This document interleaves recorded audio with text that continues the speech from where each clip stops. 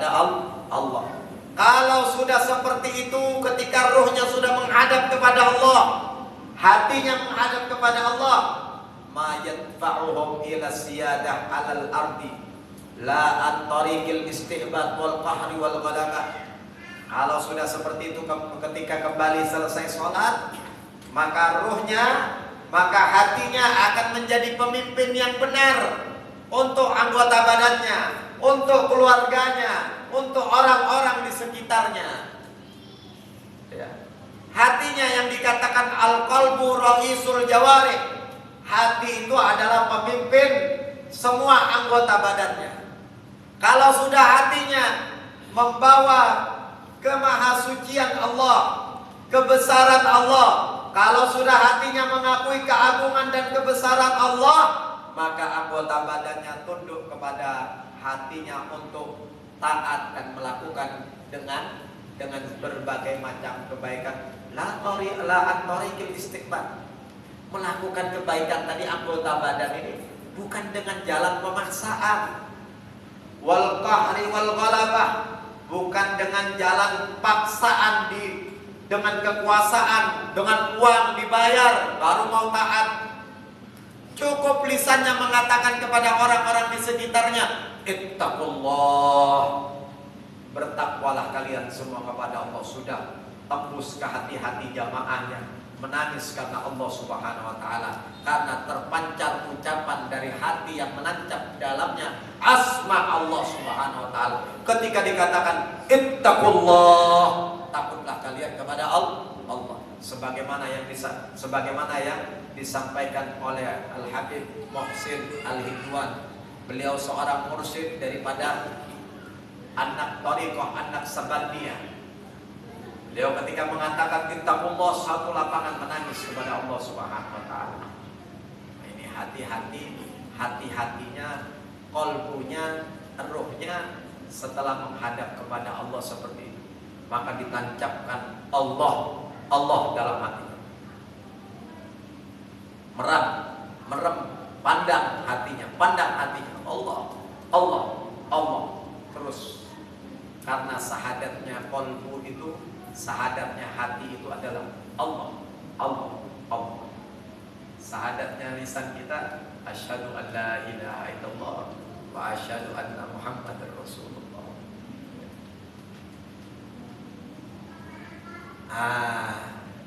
Tolong jangan dijadikan seperti radio rusak yang suara rusaknya.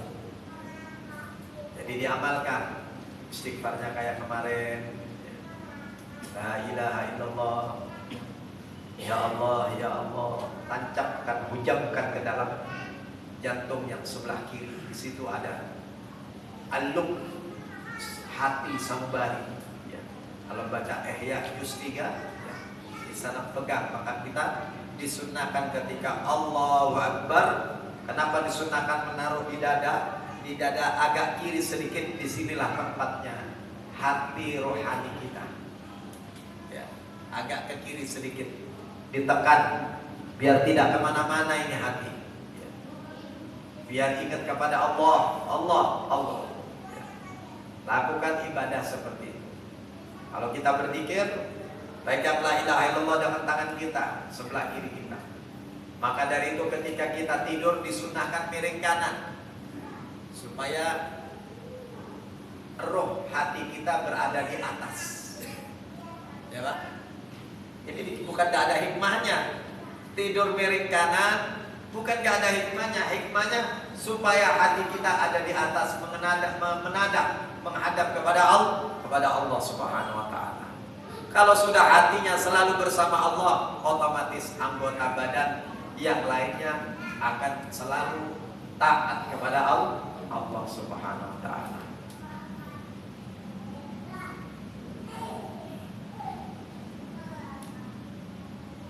Justru orang-orang yang melakukan sholat dengan benar seperti tadi, ya, tapi gak bisa langsung dipraktekkan di sholat, tapi berusaha gak apa-apa.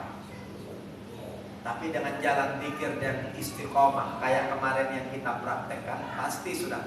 Kalau takbir langsung ingat kepada Allah. Ya Allah, Engkau maha besar, Engkau zat yang maha tahu. bimbing hati kami untuk selalu sujud kepadamu ya Allah. Ya.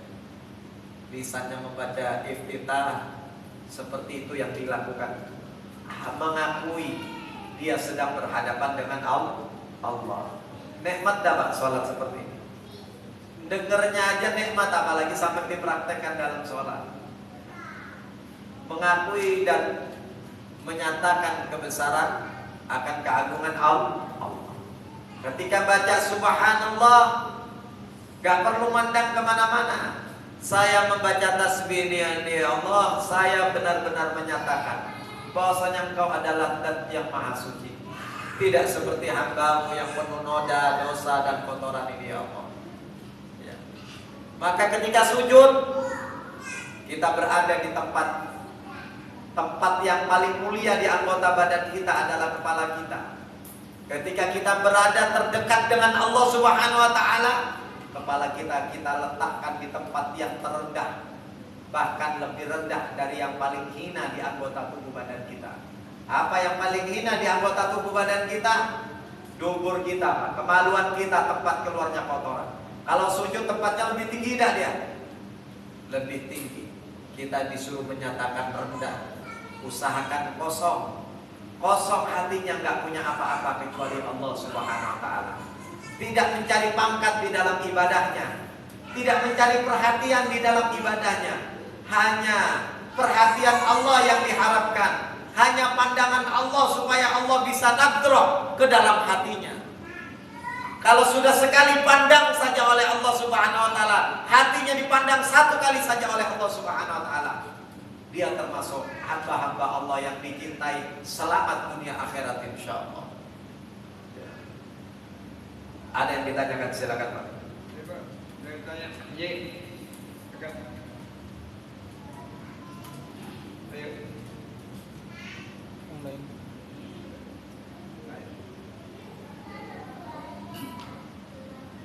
Sudah. Saya rasa jam berapa menit lagi kita ini? 7 menit lagi Pak Ustaz. Sekitar Ya. 7 menit. 7 menit. Ya. Persilakan. Ayo Pak.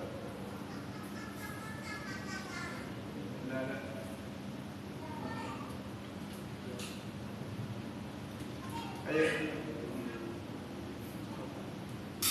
Lamma urijat arwahuhum min alamil asbah ila alamil arwah.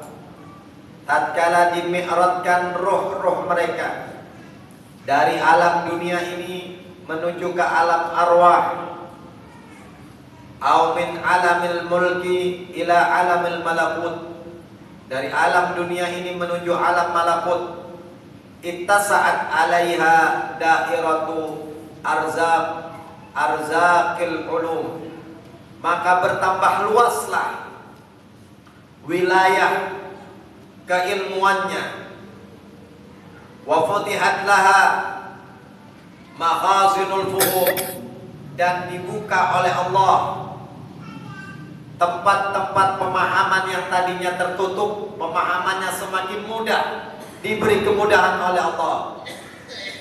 Fa anfaqu min sa'ati ghinahim jawahirul ilmi, maka dikala luas kemampuannya, dikala luas rezekinya. Rezeki yang dimaksud di sini adalah jawahirul ulum, mutiara ilmu semakin banyak ada pada dirinya. Al-maknun wa min makhazini kunuzihim yawaqitus sirri, juga memiliki yakut-yakut rahasia, permata-permata yang sangat bernilai. Artinya semua itu dikaitkan kepada ilmu makrifat Allah Subhanahu wa taala. Tatkala semakin tinggi ilmunya, silahkan dia berbelanja. Berbelanja di sini mengajarkan, yang dimaksud berbelanja, kalau kita punya harta, membelanjakan kan mengeluarkan uang, mengeluarkan harta kita kepada yang bermanfaat. Maka orang yang berilmu makrifat, berbelanjalah, artinya keluarkan ilmunya, apa yang ada di dadanya, sampaikan umat-umat ini kepada jalan-jalan Allah Subhanahu wa taala. Ajarkan kepada mereka supaya mereka juga kenal kepada Allah Subhanahu wa taala. Enggak boleh disimpan. Jangan dipakai sendiri. Jangan dipakai untuk kelompoknya aja. Ya, tapi dibelanjakan kepada semuanya, diberikan kepada semuanya. Begitu juga orang punya harta. Jangan bersedekah kepada kelompoknya saja. Jangan bersedekah kepada orang-orang yang punya kepentingan dengannya saja, atau orang-orang yang membantu dirinya saja. Sedangkan orang-orang yang benar-benar untuk menerima harta tersebut, dia tidak kebagian, dia tidak mendapatkan. Hati-hati, jangan sampai orang-orang yang dikatakan orang awam, ibadahnya seperti itu aja adalah tanggung jawabnya orang yang memiliki ilmu di hadapan Allah Subhanahu wa taala. Maka jangan dengarkan kalau ada orang ketika belajar ilmu tasawuf, awas. Jangan kalian duduk di majelis ilmu tasawuf karena itu memberatkan, karena itu membebankan. Jangan dengarkan ucapan mereka seperti ini. Karena kita punya kewajiban untuk kenal kepada Allah Subhanahu wa taala. Ya, Pak.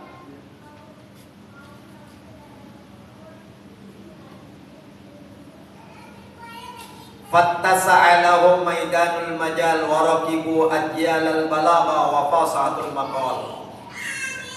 Kalau sudah seperti itu, kebebasan yang Allah berikan, maka dia betul-betul mendapatkan kebahagiaan yang sesungguhnya.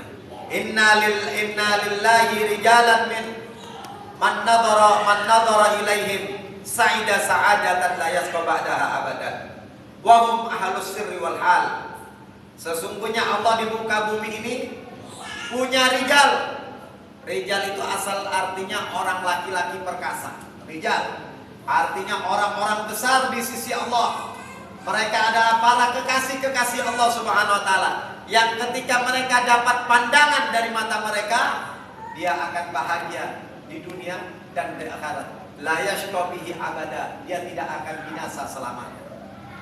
Dapat pandangan orang alim, dapat pandangan dari wali-wali Allah Subhanahu wa taala. Maka kalau ada yang mengajarkan kebaikan, makrifat kepada Allah, dimanapun berada, datangi. Tidak usah takut kita kehilangan yang lain. Kalau sudah ketemu seorang mursyid, seorang wali Allah Subhanahu wa taala. Ya, sampai waktunya. Bentar Pak Ustaz, 2 menit lagi. Yang mana kata Imam Ibnu Ajibah, mereka rijal ini wahum ahlus sirri wal hal. Mereka adalah orang yang sangat tahu di mana rahasia Allah dan sangat mengerti mana orang yang bisa menjalankan untuk sampai makrifat kepada Allah. Al-hal, keadaan. Oh, si fulan ini bisa saya ajarkan. Oh, si fulan ini mau makrifat kepada Allah, tapi masih saling, masih tahap dasar. Nah, ini untungnya kalau dapat orang yang mengerti, ya. Tahu tingkatan-tingkatan orang yang mana harus, dan wiritan, kapasitas wiritannya yang diberikan pun tahu seperti apa kapasitasnya, seperti apa banyakan wiridnya, dan wiritan bagaimana, juga sampai salawat kepada Rasulullah SAW. Wa amma sairuna ilallah, adapun orang yang berjalan kepada Allah Subhanahu wa taala. Tadi al-wasilun sudah sampai. Ini orang yang tingkatan kedua, baru berjalan. Mudah-mudahan kita berada di sini, Pak, ya. Kalau al-wasilun belum, ya. Belum, ya, harus kita akui belum. Mudah-mudahan Allah memberikan karunia kita bisa menempuh jalan ini. Kalau Allah mengangkat, diberikan secara langsung, makrifat langsung, ya alhamdulillah. Nah, kalaupun seperti itu jangan sampai diceritakan, cukup. Ya. Fali'annahum baquna fi dzikil aqwan wa fi alamil asbah. Mereka orang-orang as-sairun, mereka itu keberadaannya masih menetap di dunia ini. Hatinya belum kemana-mana, belum tahu jalan, masih mencari jalan. Tapi ini baik, berarti orang ini mau ada perubahan pada dirinya. Ya. Sehingga ketika di mana ada majelis dia duduk, karena ingin nambah pengetahuan, ingin menambah amal, bagaimana dirinya bisa sampai kepada Allah Subhanahu wa taala. Masjununa fi sijnil wahmi lam yuhtalau syai'un min makhazinil fahmi. Maka hati mereka masih terpenjara, masih terbelenggu hati mereka. Dengan apa? Dengan waham, keinginan, dengan syahwatnya. Ya, kadang-kadang rajin zikir, hari ini baca 100, besok gak baca, karena hatinya masih terbelenggu. Ini pelajaran yang ke-14.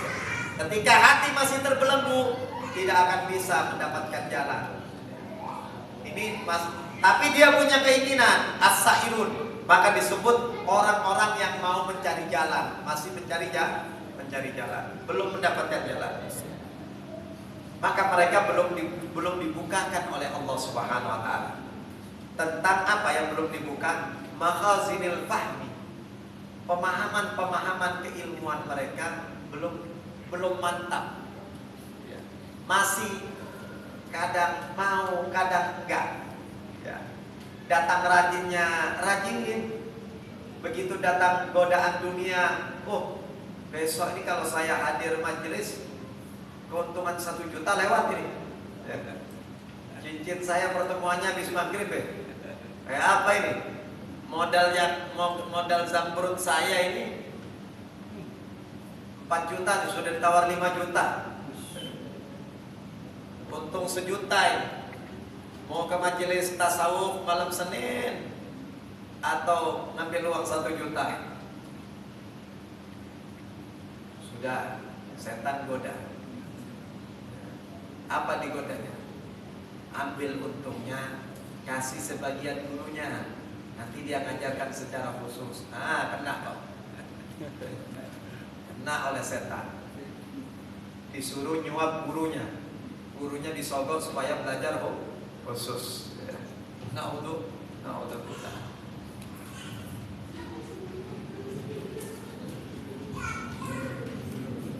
Mashghuluna bi jihadi nufusihim wa mu'anati tasfiyati qulubihim. Tapi walaupun begitu mereka disibukkan dengan jihad melalui jiwa mereka. Jihad berperang untuk melawan hawa nafsunya. Hatinya disibukkan untuk membersihkan hatinya. Masih sibuk ngurus. Kalau orang wasil sudah nggak ngurus hati, Pak. Orang hatinya sudah bersama Allah, nggak diurus sudah bersama Allah Ta'ala. Tapi kalau orang yang mencari jalan, masih sibuk jihad dengan nafsunya, memerangi hawa nafsunya, memerangi keinginannya. Bagaimana ketika dia ingin tidur, dibawa untuk tidak tidur, tapi bermunajat kepada Allah. Bagaimana ketika hatinya minta perhatian di dalam ibadah, hatinya minta disanjung, ada riak di dalamnya, masih sibuk membersihkan hati, perang untuk membersihkan hati. Ini orang-orang as-sairun. Tapi orang-orang yang seperti itu juga dikatakan adalah ahlullah, orang-orangnya Allah di muka bumi. Ya, mudah-mudahan apa yang kita pelajari masih perlu kita lanjut, karena kita berada di orang yang kedua. Kalau kita belajar yang di pertama tadi itu orang-orang yang sudah sampai, supaya kita muncul keinginan kita untuk ke sana. Jadi itu yang didahulukan. Ya. Kalau nggak didahulukan itu, ya kita nggak punya keinginan. Ya. Nah sekarang supaya punya keinginan menjadi orang wasilun yang sampai kepada Allah, ketika kita berada di as-salikun, as-sairun, orang-orang yang berjalan menuju kepada Allah, maka bagaimana caranya supaya nanti jalan terbuka? Insya Allah 2 minggu akan datang panjang umur, dalam keadaan sehat walafiat, punya keinginan taat selalu sampai mati insya Allah kepada Allah Ta'ala, dan rasa cinta kepada Rasul, kepada keluarga, kepada dzurriyyat Rasulullah SAW. Ala hadiniyah wa likulli niyatin salihah. Al-Fatihah.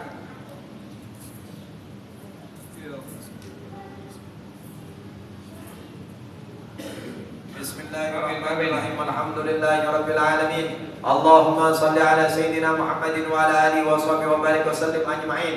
Allahumma inna na'udzubika min ilmin la yanfa wa min qalbin la yakhsha wa min nafsin la tasba wa min da'watin la yustajabu laha. Ya Allah, aku berlindung kepadamu dari ilmu yang tidak bermanfaat. Aku berlindung kepadamu dari hati yang tidak pernah khusyuk. Aku berlindung kepadamu ya Allah dari nafsu yang tidak pernah puas, dari nafsu yang tidak pernah kenyang. Dan aku minta perlindungan kepadamu ya Allah dari doa-doa yang kau tidak terima ya Allah. Oleh karena itu terimalah doa kami selalu ya Allah. Bi khairin wa afiyah. Rabbana atina fid dunya hasanah wa fil akhirati hasanah wa qina adzabannar. Wa sallallahu ala sayyidina Muhammadin wa ala alihi washabihi wasallam walhamdulillahi rabbil alamin. Taqabbalallahu minkum ya Allah.